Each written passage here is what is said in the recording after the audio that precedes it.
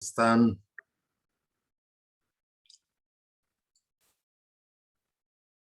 bueno, aquí motivados a continuar capacitándonos para desarrollar el verdadero sentido para el cual hemos aterrizado en este planeta.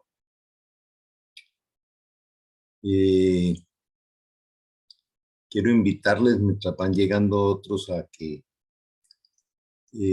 tengamos una actitud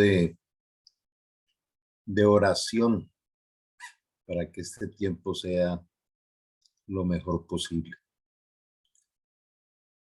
Padre Celestial, queremos darte gracias por este día que nos regalas, por esta gran oportunidad de seguir conociéndote, de seguir experimentando tus manos en nuestra mente y en nuestro corazón, cambiándonos, modificándonos, llevándonos al perfeccionamiento, el cual ha sido el sentido real por el cual hemos venido a esta vida, Señor.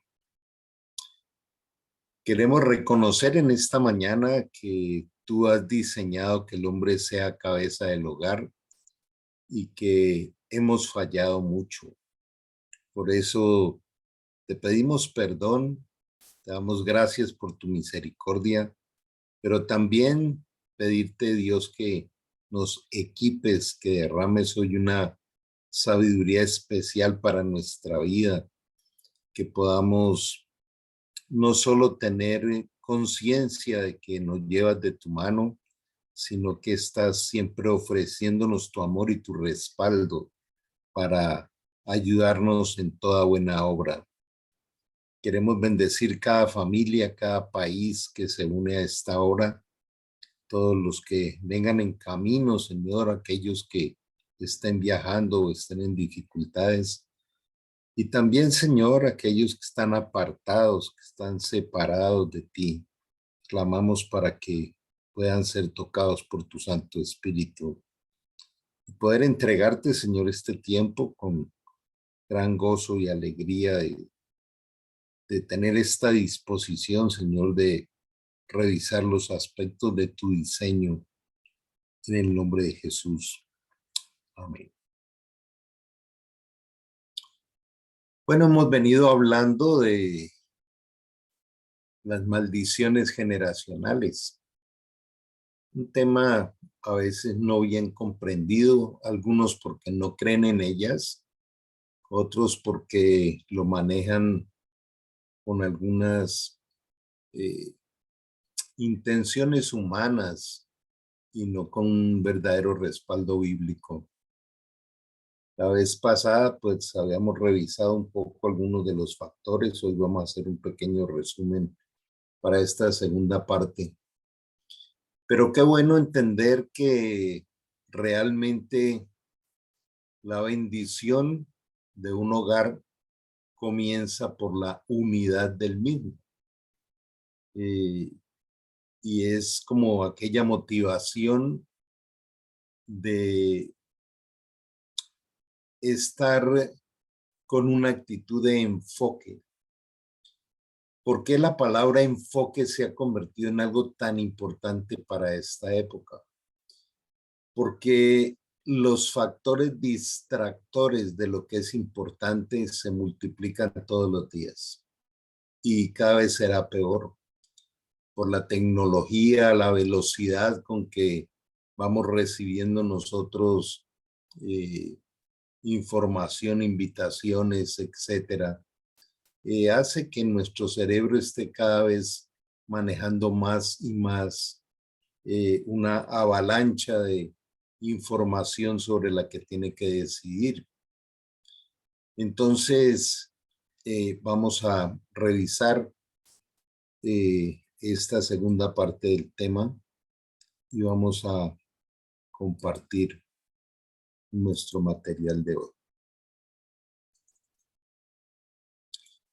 Entonces, bueno, recordando que somos el movimiento de hombres contra la corriente de los Centros y Formación y Liderazgo Internacional CENFOL eh, vamos a mirar cómo eh, tenemos absolutamente todos la responsabilidad de prevenir, diagnosticar y eliminar las maldiciones generacionales en nuestra vida. Y como introducción, pues vamos a entender que la unidad de la pareja es la mayor protección familiar. Aquí hay una base que dice: andarán dos juntos si no estuvieran de acuerdo. O sea, caminar en pareja, en matrimonio, en guiar una familia, implica ponerse de acuerdo, pero no en los antojos humanos, sino de acuerdo en el diseño, en cómo está diseñado, en los roles del hombre y los roles de la mujer, que son complementarios. Allí es donde aparece realmente la gran bendición. Y también lo decía Jesús: para que todos sean uno, como tú, oh Padre, en mí y yo en ti, también ellos sean uno en nosotros, para que el mundo crea que me enviaste. La gloria que me diste yo les he dado, para que sean uno, y así como nosotros somos uno.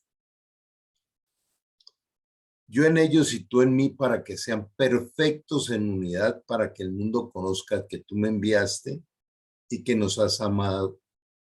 A ellos también, a mí me has amado.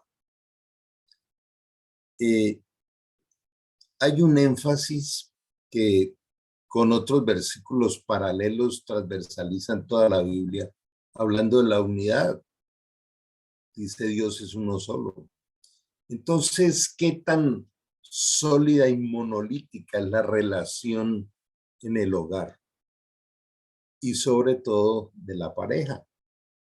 Y lo que más nos fusiona, nos une y nos apasiona, porque esto no puede ser una carga, es precisamente el trabajar por los rieles del diseño, el diseño original que tanto mencionamos.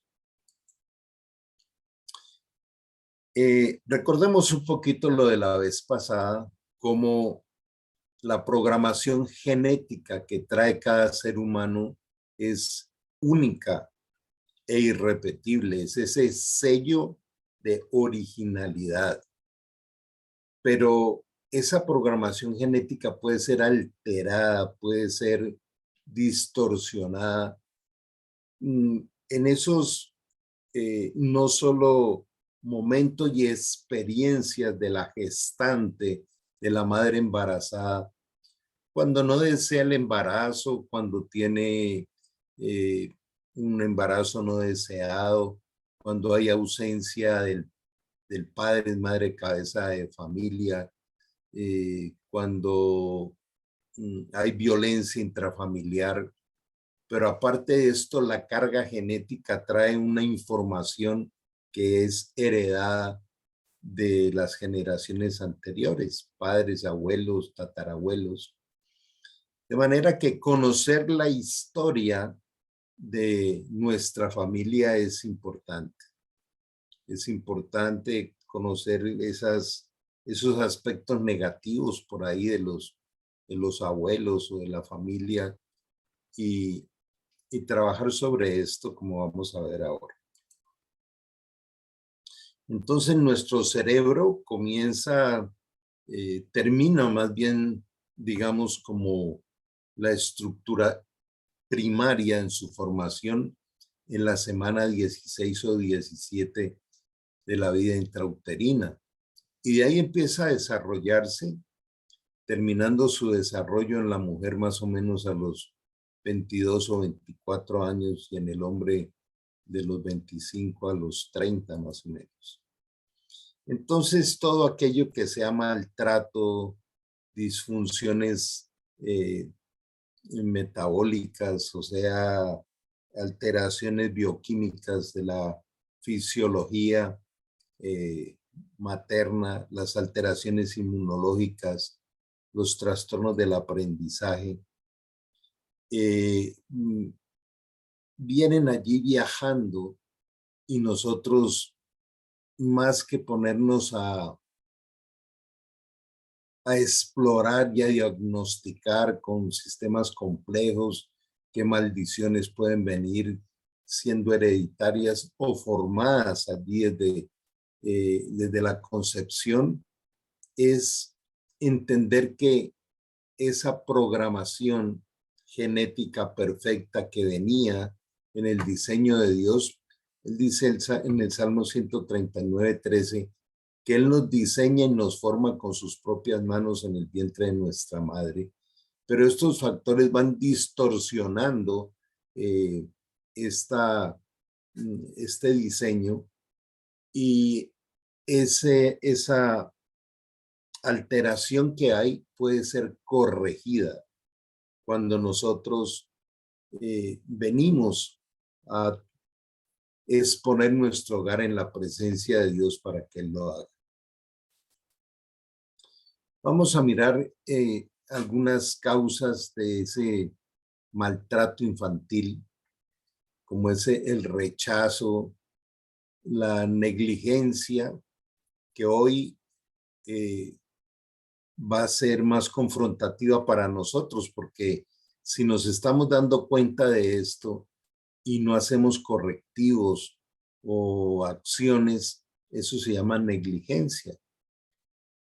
Hablábamos de algunas normas institucionales, por ejemplo, todo lo que hoy se enseña en los colegios frente a ciertos comportamientos que el niño va aprendiendo y que están en contra de los principios y valores. Hablábamos de todo lo que trae la pobreza también al hogar, la violencia, que hemos ya hablado bastante de esto, y sobre todo cómo ha crecido de una manera exponencial la violencia contra la mujer y la violencia sexual. Las relaciones psicoafectivas pobres porque ya no hay tiempo. Bueno, el bullying, la falta de una espiritualidad en el hogar. Y siempre hago el énfasis que espiritualidad no es religión. Mirábamos que el maltrato está relacionado con procesos depresivos, con trastornos bipolares, con ansiedad y ataques de pánico, con niños agresivos, con comportamientos antisociales, rebeldía y resentimiento, alcoholismo y drogadicción, suicidio, obesidad, trastornos alimenticios como bulimia, anorexia, inseguridad, el síndrome de Asia, que les contaba que esto viene creciendo de una forma impresionante. Solamente en Estados Unidos hay más de 150,000 mujeres esperando tratamiento. Este es un síndrome que se produce por las prótesis mamarias, sobre todo. Los trastornos metabólicos, que es un cuadro también muy frecuente, que es trastorno de déficit de atención e hiperactividad. Va de la mano con la mente dispersa, o sea, a los niños les cuesta trabajo estar concentrados en algo porque su mente viaja muy rápido, va cambiando de idea en una velocidad anormal. Bueno, cantidad de trastornos psiquiátricos, mortalidad temprana, homosexualismo y abortos espontáneos también. De manera que el listado es bien largo y nosotros debemos, mirando cuáles son mis opciones y mis oportunidades, dividirlo en tres partes. La parte preventiva, la parte del diagnóstico y la parte de la recuperación psicológica del niño, no importa la edad. Los factores claves son el afecto sincero, la validación, la flexibilidad, la disciplina firme pero sin agresividad, observar y aprender cómo es el desarrollo del neurocomportamiento del niño, las relaciones significativas. Los padres construimos el autoestima de los niños. El perdón como un factor recuperador de las relaciones en la familia, la aceptación y el reconocimiento. La salud física, una alimentación sana, el deporte, el sueño reparador, los límites en la tecnología, la oración y la meditación, el tiempo de calidad, ambientes de triunfo en el hogar, o sea, un ambiente agradable, un ambiente de construcción en esa unidad con la que comenzábamos esta reflexión. Confiabilidad. Y bueno, llegamos al punto de profundización de hoy. Hay algo que se llama la reserva emocional para tus hijos. Con este concepto que quizás sea muy desconocido en el común de la gente, ya nos lleva a preguntarnos hoy qué tan claro tenemos cómo es la reserva emocional de nuestros hijos. ¿De dónde sale esa reserva emocional?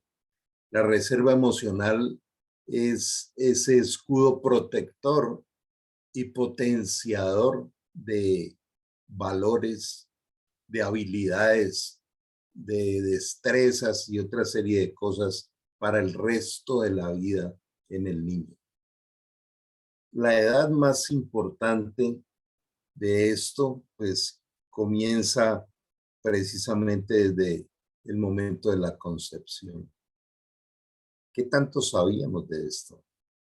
Y si no sabíamos qué vamos a hacer a partir de hoy que estamos siendo expuestos a estas verdades. Estoy capacitado sobre este concepto y aparte de esa capacitación, puedo llevarlo a cabo. Quiero insistir en este momento, pudiéramos hablar, yo tengo 4 hijas y pudiera decir, yo creo que la reserva emocional de esta hija está en estas condiciones, está en otra o en fin. ¿En qué consiste la reserva emocional? ¿Con quién están más conectados nuestros hijos? ¿Con nosotros o con la tecnología? Durante el día, ¿con quién viven más conectados nuestros hijos? La tecnología les produce una paz interior, pues los desconecta del mundo hostil de los adultos. El niño, entre más tiempo pase allá encerrado en su habitación donde ya no quieren salir y estar metido todo el tiempo en la tecnología, también es un refugio, es un refugio. Entonces hay una competencia de el tiempo expuesto a las pantallas frente al tiempo en familia. Y esto hay que compararlo como con un adicto. Entonces, la prevención en la formación de esta adicción es bien importante. Cada vez más los neuropsicólogos y los estudiosos del desarrollo cerebral en los niños y de su comportamiento están diciendo que un niño no debe ser expuesto a la tecnología sino hasta los 5 años. Y a los 5 años empezar de una manera muy limitada y controlada. Pero obviamente, cuando el adulto anda a una velocidad impresionante en sus quehaceres diarios y aparte de esto no quiere que el niño moleste, inmediatamente hay que ponerle un celular enfrente o un iPad o cualquier tipo de esos elementos. Aquí quiero hacer una pausa.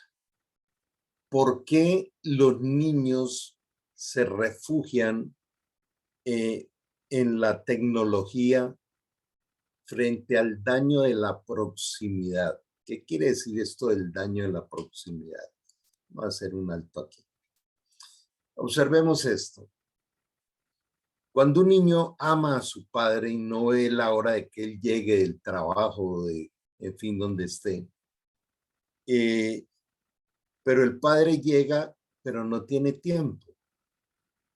Lo he comparado como estarle mostrando un helado a un niño, pero no dárselo.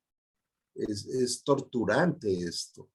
Entonces el niño quiere poder jugar con su padre, quiere poder interactuar con él, poder eh, ser lleno de esas necesidades de entrenamiento para la vida que tiene.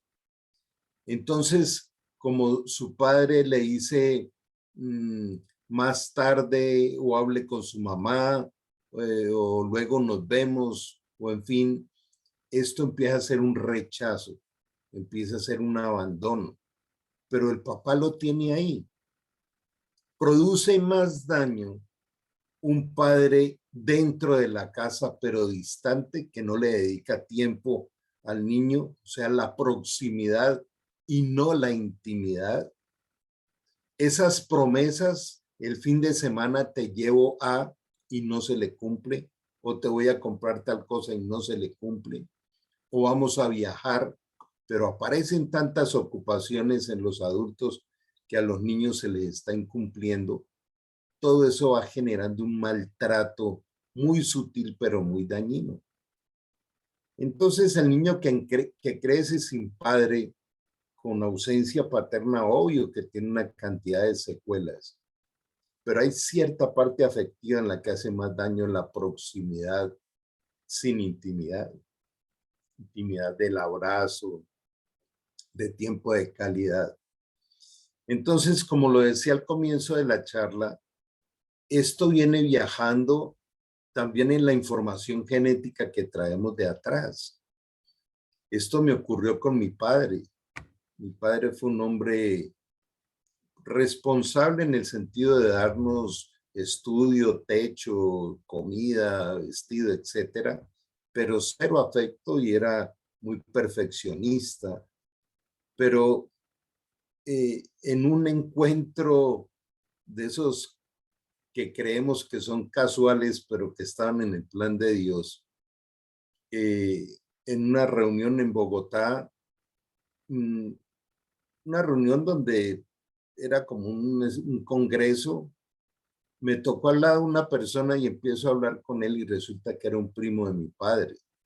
Eh, Nosotros nunca conocimos la familia de mi padre. Y, y él me empezó a contar cómo fue la vida de mi papá. Y ahí me di cuenta yo todos los traumas que había tenido en su infancia, todo lo que había tenido que vivir eh, y sufrir mi viejo. Y ese día comprendí por qué él era así.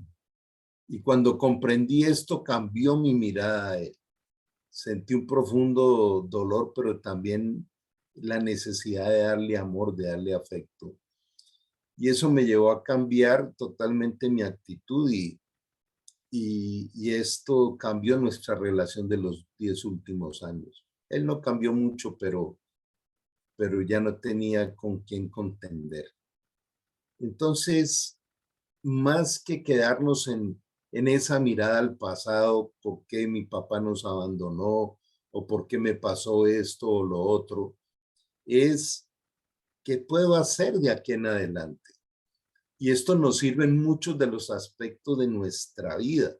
Si nosotros soltamos el pasado, si nosotros definitivamente eh, nos enfocamos en construir futuro, y el futuro no es cuando lo vaya a hacer, no, es aquí y ahora.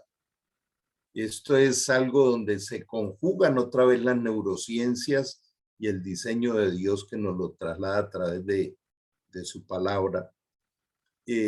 Estamos diseñados para vivir un día a la vez, pero qué bueno levantarnos cada día con la conciencia de que nosotros estamos construyendo futuro. O sea, lo que hoy haga voy a tener resultados eh, mañana, pasado, etcétera.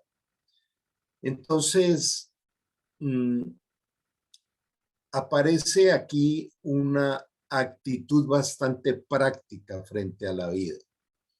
Una de ellas es, he perdonado por las cosas del pasado, me he perdonado por los daños que le he hecho a mis hijos eh, o por los daños que me hicieron, pero el hecho es que he resuelto el pasado. El pasado hay que mm, aprender a trabajarlo, es de una manera práctica, no es un largo proceso para que el pasado se vaya de mi vida, no. Es una actitud, es una decisión, es entender qué es lo que Jesús nos aporta, dándonos la capacidad de poder perdonar, porque ni siquiera es una capacidad humana. El perdón es un diseño de Dios que aún viene expresado dentro de la obra de Cristo en la cruz. Por eso en Juan 3:16 dice, de tal manera he amado a mi creación que he dado a mi Hijo unigénito para que todo aquel que en él crea no se pierda, mas tenga vida eterna. Entonces, viene en ese paquete de la vida eterna la capacidad de perdonar y ver ese efecto tan sanador del perdón en nuestro interior. Entonces, no solo es ponernos al día en nuestra relación con Dios, sino también en la relación con los demás y en la relación con nosotros mismos. Y aquí podríamos hacer un alto. ¿Qué tan claro tenemos esos aspectos, digamos, de nuestra relación con lo que hicieron nuestros padres de una manera inadecuada y lo hemos resuelto? Hemos tenido un acompañamiento para resolver estas cosas del pasado.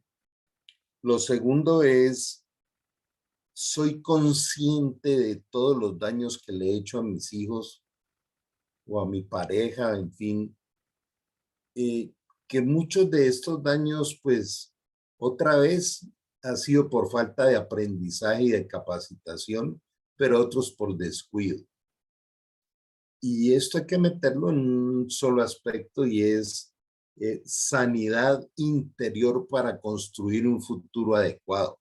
Ese es una parte bien interesante de este proceso mm, del aprender cómo está diseñada la vida para caminarla de la mejor manera.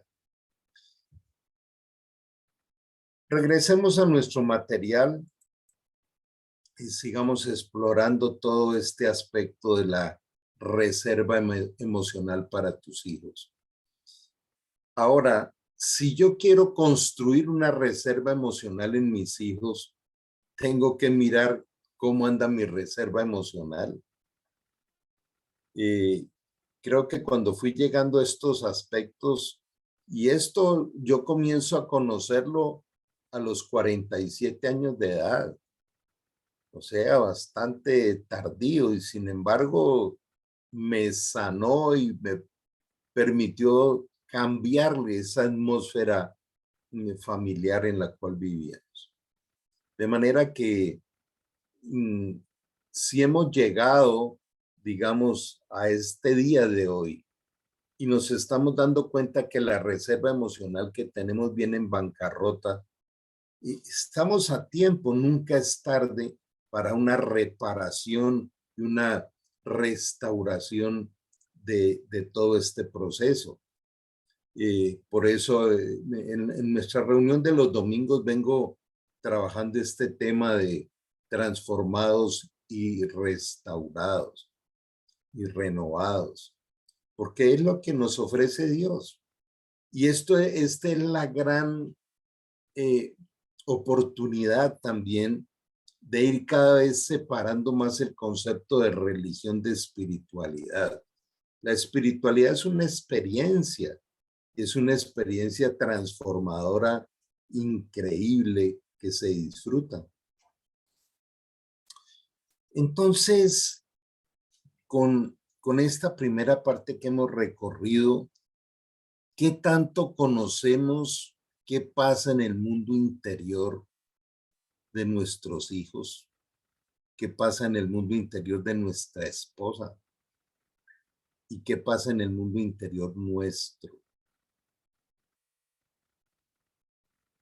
Una de las invitaciones que Dios nos hace todo el tiempo es a estar alegres, a estar con gozo, con alegría.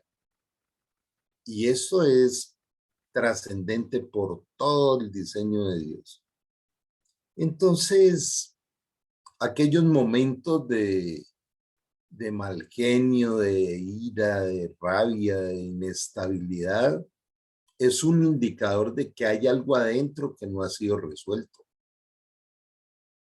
y que no se resuelve por fuerza de voluntad. ¿Qué pasa en ese mundo interior? ¿Cómo puedo yo conocer el mundo interior del niño o el mundo interior de mi esposa? Evaluando esta reserva emocional, porque si no tenemos una reserva emocional sana, ¿qué es lo que yo voy a estar transmitiendo? Y aquí es donde aparece aquello de la queja, aquello de, de los, de la falta como de actitud frente a la vida. Allí esto es muy importante que lo trabajemos. ¿Cómo se logra esto? Con diálogo, con pasar tiempo, con preguntas inteligentes.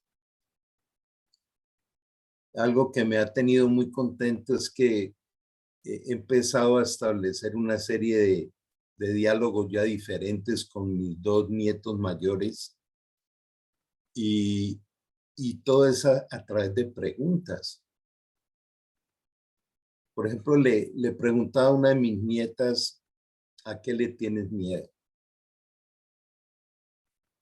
Y tenía miedo de responderme.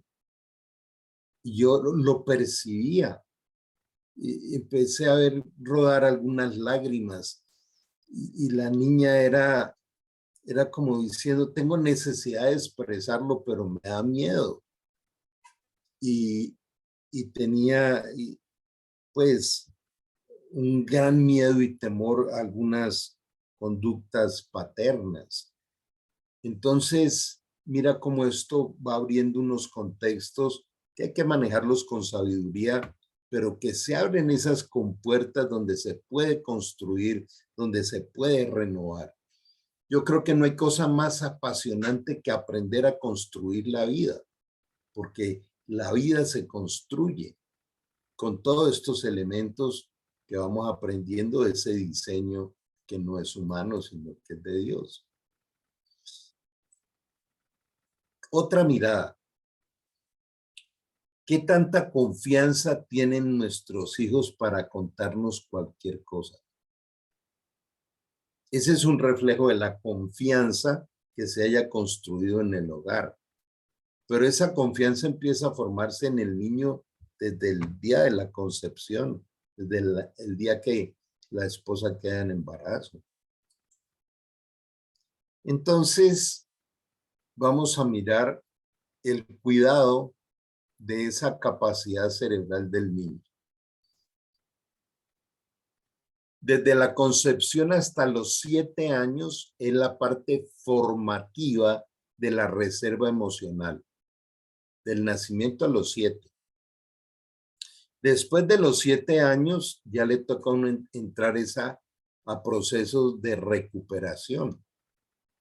Yo le recomiendo este libro, se llama Los 5 lenguajes del amor del niño, de Gary Chapman. Y hay otro libro, se me olvidó colocarlo allí, pero se lo recomiendo muchísimo. Se llama Confianza total para tus hijos. Voy a escribírselos ahorita en el, perdón.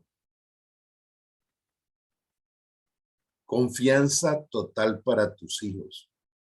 De Florencia Andrés. así es el apellido de ella.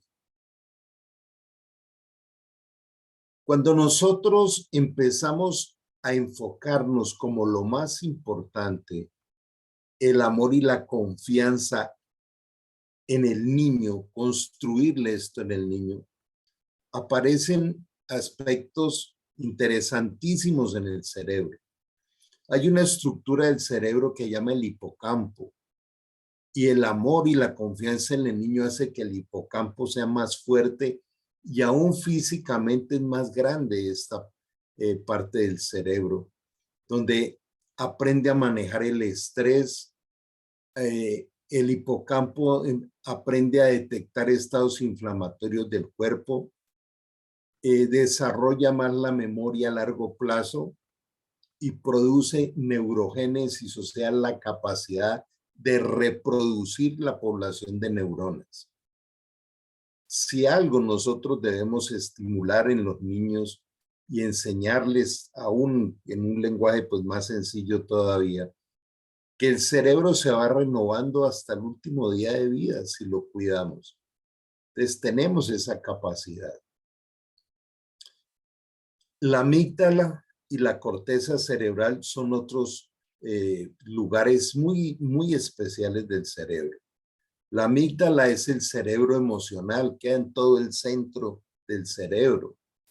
Y la corteza prefrontal o los lóbulos prefrontales que están aquí en la frente son dos de los elementos vitales en cualquier aspecto de la vida del ser humano, porque la amígdala maneja todo el equilibrio emocional y los lóbulos prefrontales son los que le dan la capacidad de la creatividad, de la innovación, de convertir la información en conocimiento y memoria a largo plazo. Entonces le sirve para resolver desafíos, a producir un equilibrio entre el estrés y el miedo de una manera adecuada.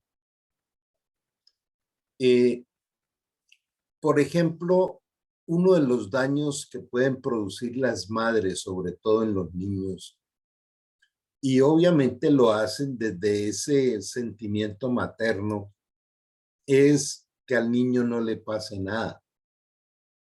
O sea,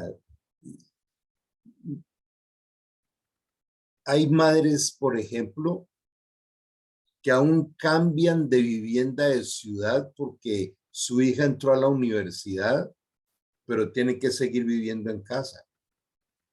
Entonces hay un momento en que los hijos tienen que volar del nido. ¿Cuál es el miedo?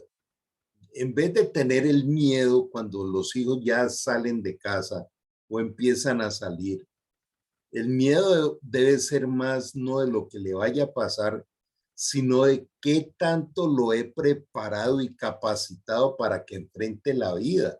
Entonces el proteccionismo trae unos daños grandes. La parte de la nutrición, estamos hablando desde la concepción hasta los 7 años. Hay algo que se llaman alimentos inflamatorios. Esos alimentos inflamatorios son los alimentos hiperprocesados. Cuando uno dice estoy gordo o el niño está gordo, no es gordo, está hinchado. El sobrepeso es por inflamación. Entonces, cada vez más y más se está haciendo énfasis en el azúcar y en la harina de trigo como esos factores muy dañinos. ¿Y qué hemos hecho? Acostumbrar a los niños a la recompensa del dulce, ¿cierto? El chocolatín, el helado, cuando se hacen fiestas y viene la piñata donde la rompen, ¿qué es lo que cae? Dulces de todas las clases, ¿cierto? No sé si la vez pasada lo había comentado, pero pues recordémoslo, que hicieron un experimento en el cual le empezaron a dar cocaína a unas ratas de laboratorio, las volvieron drogadictas de cocaína. Y después de que estaban bien adictas a la cocaína, les empezaron a colocar azúcar al otro lado. Solo pasaron 6 semanas o sea, mes y medio, para que las ratas dejaran la cocaína y se volvieran adictas al azúcar. O sea que el azúcar es mucho más potente en adicción que la misma cocaína. El sueño reparador. Los niños necesitan aprender desde pequeños los ciclos del sueño. He enseñado en otros espacios que cuando uno se acuesta después de las 10:30, 11 de la noche, se va produciendo una alteración y un daño en el ciclo circadiano, que es un ciclo que hace parte de la reparación o reordenamiento del cuerpo después de todo un día de trabajo, y esto va produciendo daños progresivos. Entonces vemos cómo los niños hoy en día se acuestan a la 1, 2 de la mañana, algunos terminan casi toda la noche pegados de los videojuegos. Entonces, el sueño reparador, si se empieza a establecer en el niño a esa edad que todavía son muy manejables, es un hábito que va siendo sustentable y luego en la adolescencia no va a costar tanto trabajo para que el niño valore el sueño reparador. Ese sueño reparador produce una activación de la hormona del crecimiento. Hay, hay una relación muy clara entre el crecimiento y ese sueño adecuado del niño, no solo por las horas de dormir, sino por los horarios. Esto también se ve reflejado en el rendimiento académico y su capacidad de aprendizaje. Si en el adulto nomás se sabe que la falta de un sueño reparador le produce una disminución importante en su capacidad de rendimiento laboral. Vamos a mirar otros aspectos. La irradiación de los equipos digitales. Ya hoy en día se recomienda aún cargar el celular fuera de la habitación, no tener televisión dentro de la casa, dentro de la habitación. Pero la irradiación de los equipos digitales, esa luz como azul que producen las pantallas, hiperestimula el cerebro para producir melatonina y altera el reloj natural del sueño, produce irritabilidad y sobre todo es uno de los causantes de los trastornos de déficit de atención e hiperactividad. O sea, el cerebro está expuesto a tanta imagen y mensaje a una velocidad única que se lo dan las pantallas, que el cerebro va desarrollando la falta de atención. Entonces, cuando uno empieza a hablar con una persona que tiene un trastorno de déficit de atención, porque hay déficit de atención del niño y déficit de atención del adulto, es una persona que no te puede sostener una conversación sobre el mismo tema. Tengo algunas personas en acompañamiento de esto que uno está hablando, por ejemplo, del tema de familia. Y entonces dice, sí, es que mi abuela, cuando cuando me llevaban al colegio, pero después en el colegio te empieza a hablar de una amiga que tenía y luego de cuando iba a la finca, o sea, se te va saliendo por las ramas y nunca terminan en nada concreto, porque su cerebro cada vez que capta algún recuerdo por ahí se va. No tienen esa capacidad de trabajar la atención.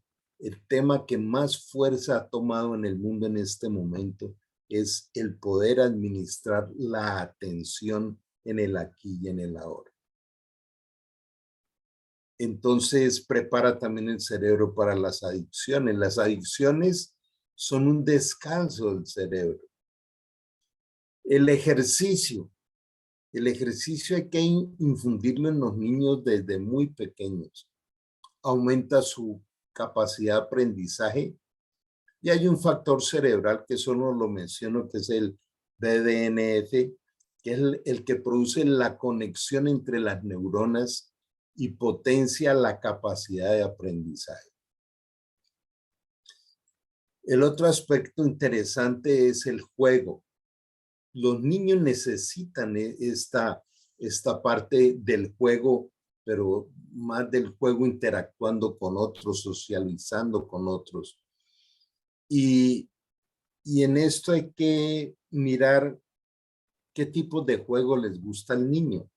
No forzarlo a, el niño quiere jugar fútbol, pero el papá quiere enseñarle que sea ajedrez, por ejemplo. No, porque hay allí ciertas razones de ser por el cual el niño necesita más desarrollarse en este u otro eh, aspecto. Eh, por ejemplo, he visto niños que tienen etapas donde la bicicleta es lo que le apasiona, pero después de un tiempo cambia de actividad y el padre empieza a decirle, ¿y para qué le compré esa bicicleta? Ya ni la usa. No, sirvió mucho, solo que el niño entró a un nivel diferente en el desarrollo de su actividad. El manejo emocional es dañado por la sobreprotección, como lo hablaba ahora, o la violencia intrafamiliar, ¿no? Eh, aquí tengo un error. Eh, los gritos, el rechazo, la ausencia paterna. Ya se tiene determinado cómo los gritos producen unos trastornos bioquímicos del cerebro impresionantes. Porque claro, un grito produce grandes disparos de adrenalina en el niño y de cortisol por el pánico y el favor, porque es amenazante. Y el grito es solamente el reflejo de la impotencia paterna. Como no sé qué más hacer, entonces le grito.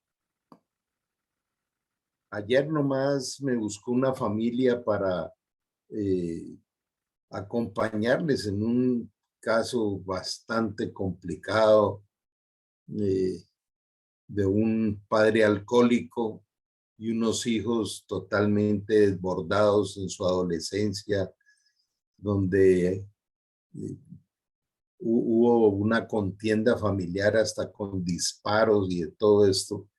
Y es triste, triste entender que esos son los resultados de las maldiciones generacionales.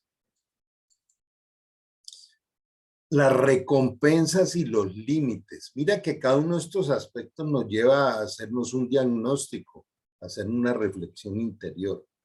Entonces, por ejemplo, yo manejo recompensas adecuadas con mis hijos.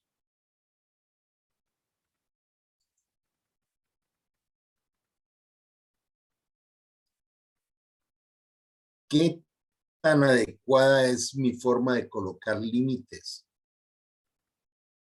El niño necesita aprender a esperar en este mundo que a unas velocidades ya casi incalculables, ¿cierto? Y esas correcciones de amor, entender que debe ganarse la recompensa, a ser responsables. Por ejemplo, con una de mis nietas, le, le he puesto algún trabajo que me ayude en cosas muy sencillas allí, pero se está ganando una recompensa. Entonces, este es un ejercicio interesante.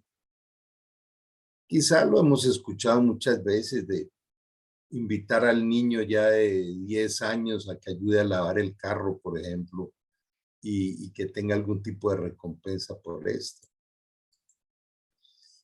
Y la socialización, que en este momento es una crisis y con la pandemia peor.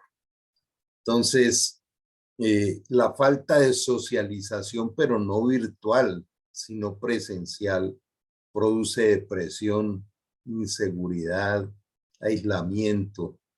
Necesitan más relación presencial que las pantallas y el tiempo de calidad en familia.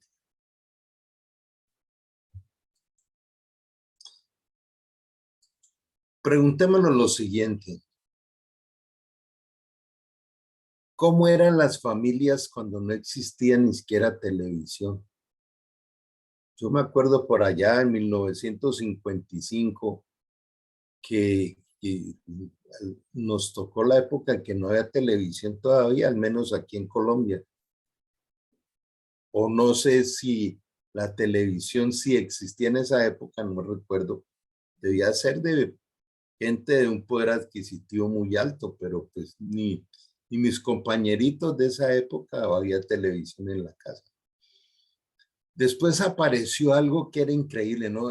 Yo recuerdo que habían unas radiolas, no sé cómo se llaman en otros países, que eran unos cajones grandísimos de tubos, ¿no? Donde se sintonizaba ahí con ya está, me olvidó cómo se llama eso, la radio. Y entonces la gran revolución fue cuando apareció el radio a transistores, que era así como de este tamaño, ¿no? Entonces ya andar con un radio a transistor y poder salir de la casa, eso era lo último. Pero ¿cómo eran las noches? Las noches en familia. No había televisión, no había celular, no había nada de eso. Entonces aparecían los juegos de mesa o el abuelo que contaba historias y ese era un ambiente familiar espectacular. Nadie comía o almorzaba si no estaban todos los miembros de la familia sentados a la mesa. Hoy en día cada cual come por allá en su habitación o a la hora que quiere o se eh, toma el almuerzo en el trabajo porque no hay tiempo de regresar a casa. Entonces todo esto se ha deteriorado, pero nosotros podemos intervenir de alguna manera y poder marcar una diferencia, traerle un plus a nuestra familia. Este es un tema muy extenso, pero creo que el primer factor que les invito a mirar, y yo soy el primero en levantar la mano, es qué tanta resistencia tengo yo para asumir esta responsabilidad.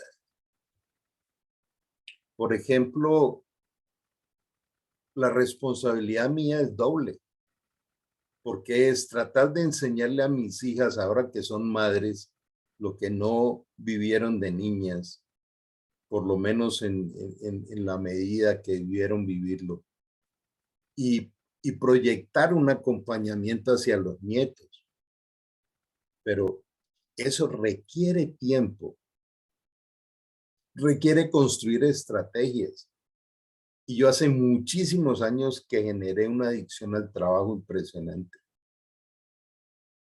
Cuando trabajé muchos años haciendo algunos turnos en ciudades pequeñas donde en mi país no habían especialistas o muy pocos, los turnos de las guardias de urgencia o de emergencia eran por semanas. Entonces yo recuerdo que a mí esta semana me tocaba a mí y eso era de día y de noche. Y había tal ausencia de especialistas que aunque era ginecólogo, terminaba operando heridos o accidentados o lo que fuera, le tocaba a uno hacer de todo. Y hacíamos a veces los turnos de fin de semana, eran turnos dentro del hospital hasta de 48 horas seguidas. Entonces eso fue generando una adicción al trabajo intenso, donde uno a veces dormía, por ejemplo, ahí en una camilla esperando un parto, era muy fuerte. Entonces eso quedó allí. Y me ha tocado trabajar muy fuerte para ir desmontando ese activismo y poder apuntarle a tener tiempo para esta responsabilidad. De manera que es uno de los desafíos más grandes que nos quedan. Y bueno, no quiero terminar este tiempo sin escucharle lo que quieran aportar, lo que quieran compartir de qué se llevan hoy. Bueno, qué bueno que podamos interactuar. Entonces les doy la palabra.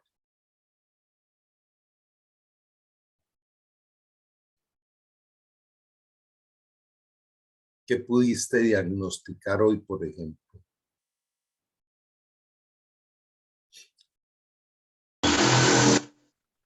Hola, buenos días. Rafael, qué bueno verte nuevamente. Adelante. Gracias, Carlos, y a todos los compañeros en sala. Cuando entré dijiste algo muy importante que me impactó, muy sencillo, pero muy importante para mí. Dijiste, tu mirada está en el pasado o en el futuro. No puedo entrar porque estaba en otra reunión, otro compromiso, entonces me llevo eso hoy. Me llevo eso hoy. ¿Dónde está mi mirada? ¿En el pasado, presente o futuro? Y, y me puso esto me movió el piso porque muchas veces, como dice la palabra, no traiga esa memoria a las cosas del pasado. Y quizá con frecuencia ocurre en mi caso o en muchos casos, qué sé yo. Pero qué bueno poner la mirada en el futuro. Puesto los ojos en Jesús, el autor y consumador de la fe. Entonces me llevo eso, Carlos y compañeros, gracias. Ese sería mi aporte en esta mañana. Gracias, Rafael. Anoche dictando una clase, les, les hacía la pregunta: ¿dónde vive tu mente? Y entonces les daba ese ejemplo de la persona que llega a su casa, pero su mente sigue pensando allá en el trabajo o en la empresa o en las deudas. Entonces usted está en su casa, pero la mente se le quedó allá en la oficina. Entonces es parte también de lo que nos comenta Rafael. Gracias. ¿Alguien más que quiera compartir? Algunos compañeros son muy silenciosos. Qué bueno motivarlos hoy a que eh, agreguen valor a nuestra vida, porque cuando uno comparte, está desagregándole valor a otro.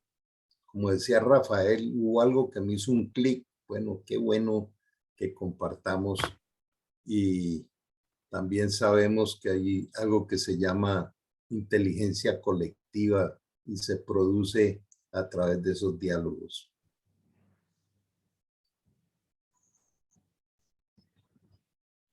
¿Qué más nos llevaríamos hoy? ¿De qué nos dimos cuenta?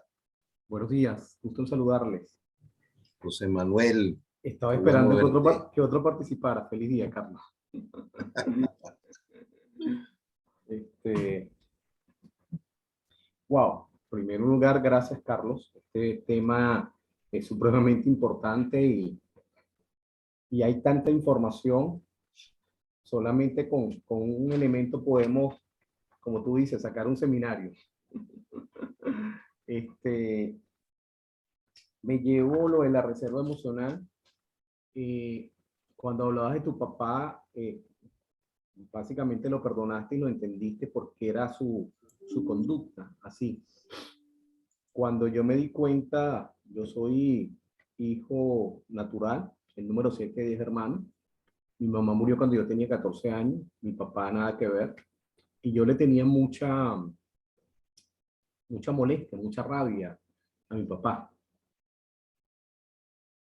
Y un día leyendo un libro, La fuerza de creer, de Brian White, la historia de él me pareció interesante.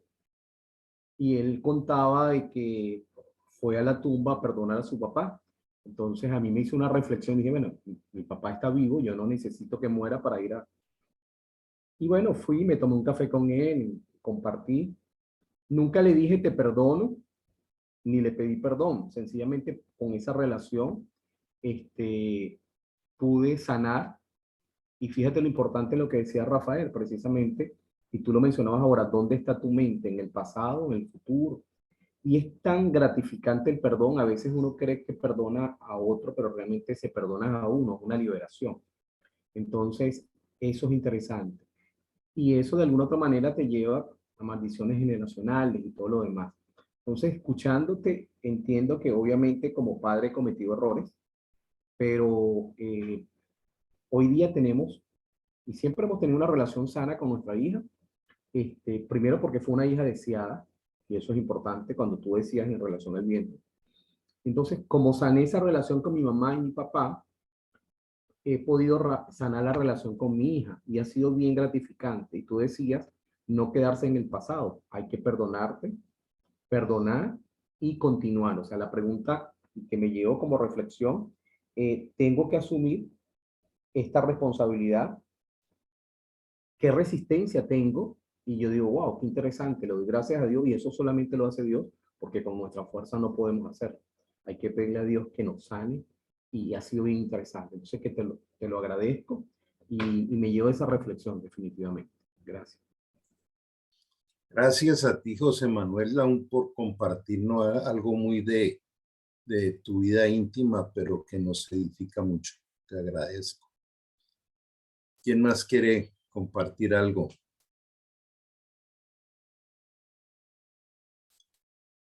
Definitivamente, ¿sabe cuándo la vida se vuelve muy agradable?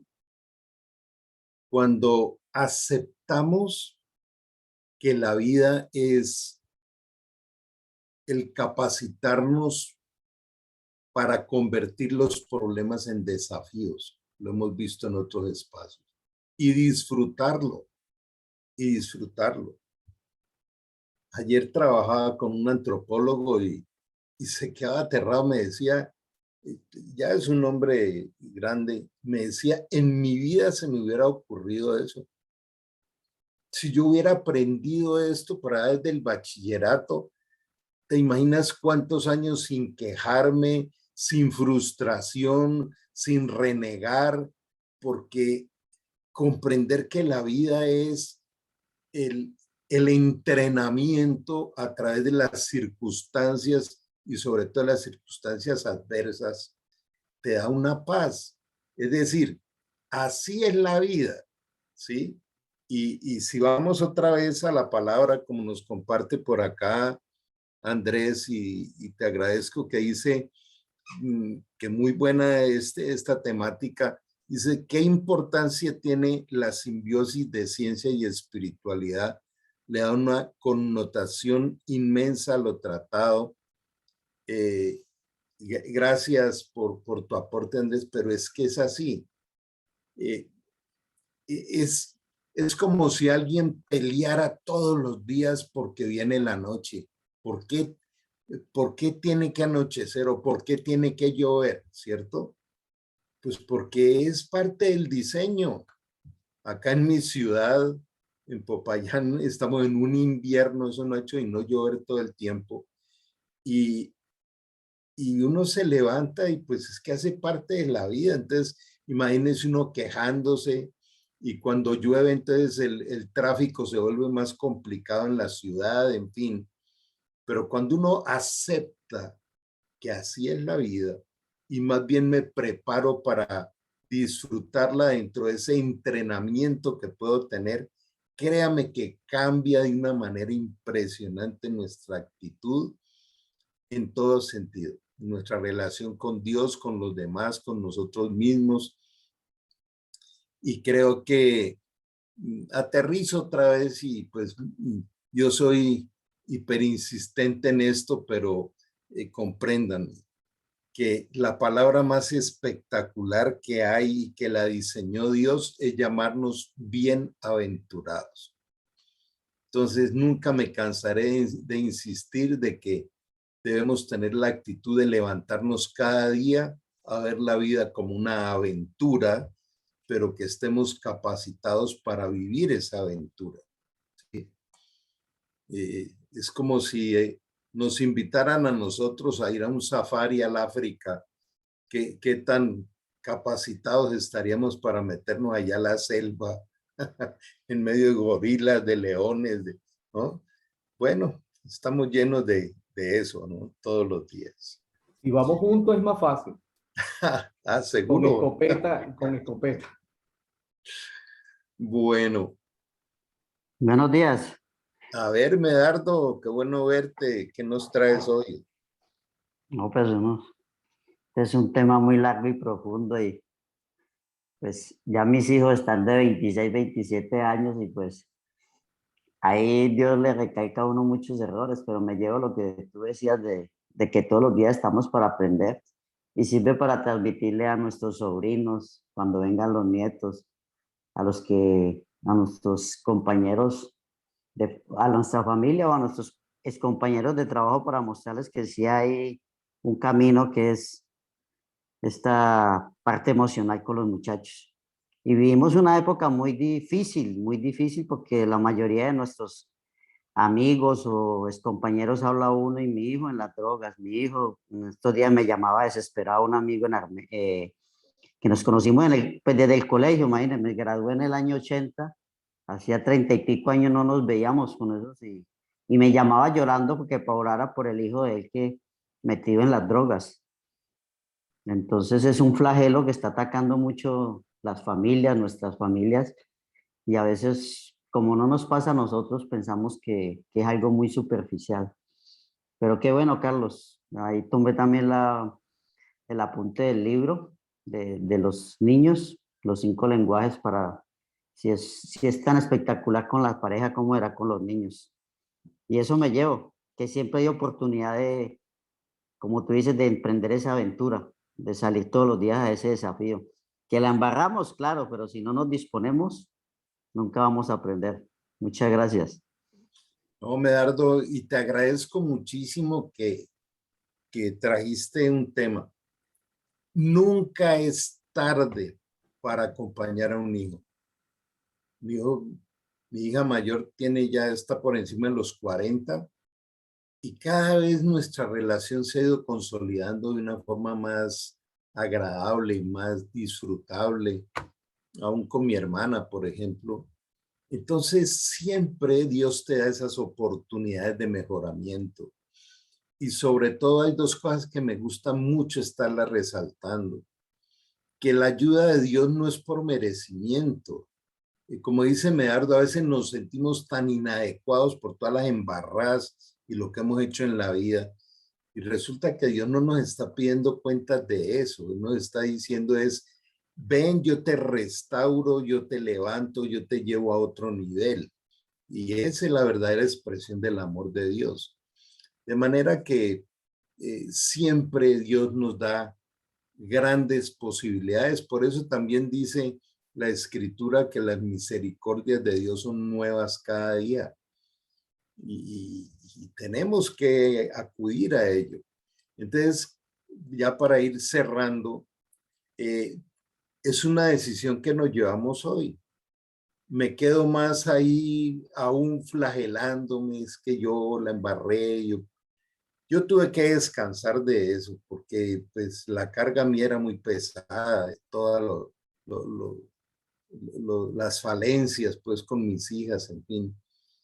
Pero al ver este proceso de experimentar toda la restauración que Dios nos trae, es increíble. No hay absolutamente nada que Dios no pueda reparar o restaurar.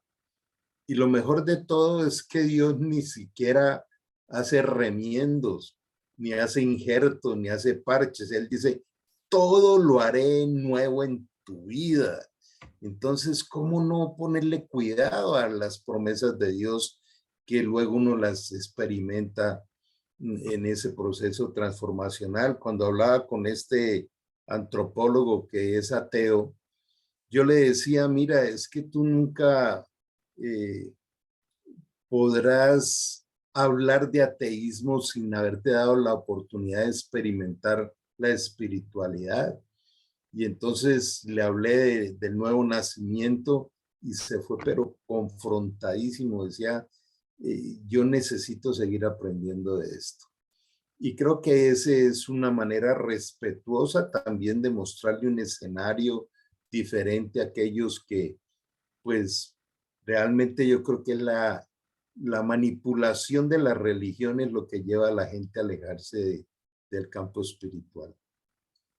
Vamos a orar para terminar. Me pasé 8 minutos, pero creo que valía la pena este ejercicio. Puedes tomar 20 si quieres. ¿Cómo? Puedes tomar 20 si quieres. Gracias, muy por tu amable. tiempo. pero también queremos que esta sea una horita bien amable para todos. Invitemos a otros a este espacio. Créame que esto puede transformar la vida de muchas personas.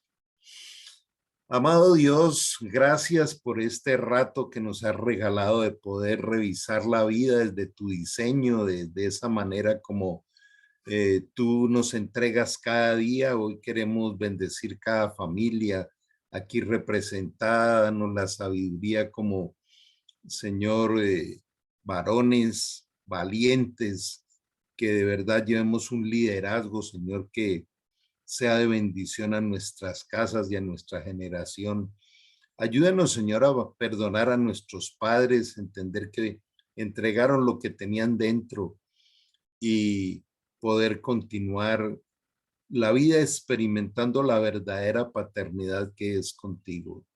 Por eso hoy te pedimos, Señor, tu bendición, tu apoyo, tu ayuda y la intervención de tu amor y de tu presencia en el corazón de cada hijo, de cada hija, de cada esposa y también, Señor, en nuestra propia vida, porque lo necesitamos.